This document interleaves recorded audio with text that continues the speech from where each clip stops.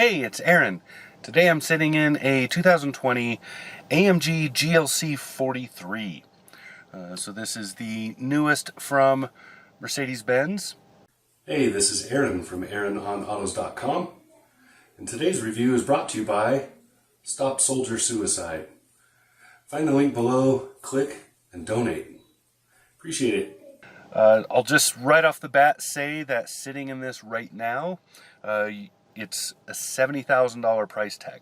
That's with delivery. So this is not a, it is a small SUV, but it is not a low-end SUV. This is a well outfitted and powerful little SUV. Lots of fun to drive too. Really great stuff. So this has, it of course is the AMG enhanced model. So this is the sport model in the GLC line. There are other GLCs that are not so sporty, a little bit cheaper, and then this is pretty close to the pinnacle for this right here. So this has the 3-liter V6 bi-turbo, which has been, which boosts all the power output. Power in this is at 385 horsepower and 384 pound-feet of torque, and you get that quick and fast. Feels really good. Plus, you know it's a great vehicle from MB if it has a button to make the exhaust louder. Anyway,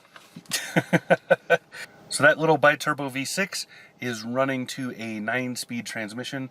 This is a Speedtronic, so it is the AMG transmission that's been tuned to shift according to the engine and your use. It's very astute, very well done, matches this vehicle perfectly. If you were to put it in a, say, a sports sedan, it would not be so good. But in this vehicle, it balances just right. You have to remember, this is an SUV in the end, which means it's a little taller, a little bigger, a little bulkier than a sedan. So you can't expect the same sort of road handling, and you can't give the same sort of shifting to go with that. But it, in this particular vehicle, feels really, really good. With that transmission, there is a 4MATIC, so there is all-wheel drive in this. That's a nicely done system. I haven't had to use it too much. We've had pretty good weather. Driving in the rain, though, you can feel it a little bit. And performance driving, you will feel it. So when you really mash it down, you will feel that all 4 wheels are turning, which is a good thing. Keeps you from skidding, keeps you stable, does a good job of it. Also want to point out, this has a lot of upgrades. This has the 10.25. I'll spit it out eventually. The 10.25-inch infotainment screen that is run through a command knob or the aforementioned voice commands. You have satellite radio, a lot of other stuff that goes with that. This also has pretty good climate control. Climate control feels good in this vehicle. I will say, though, that for this price tag, I kind of want cooled seats, and you don't get that with this. I will also say that this has the digital instrument cluster, and that is beautiful. It is so crisp and easy to see, always easy to read, and it gives a lot of information very quickly, never any glare. Really, really well done there. This has a few other things like dual zone climate. You can see the red seat belts. That's an AMG thing.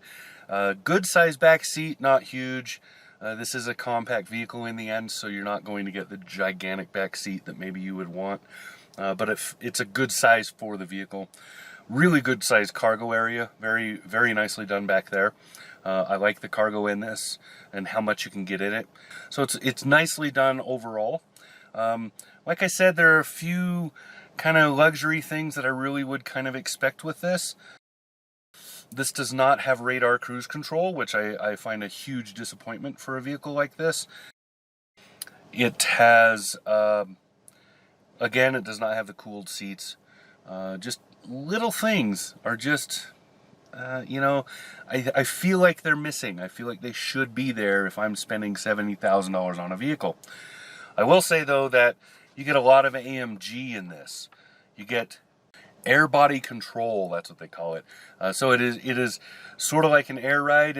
It's a body control system to keep from leaning too much when you're turning corners and stuff. It really evens the vehicle out. This also has really nicely done braking. The braking is very smooth in regular everyday driving, and then highly aggressive when you're pushing the pedal.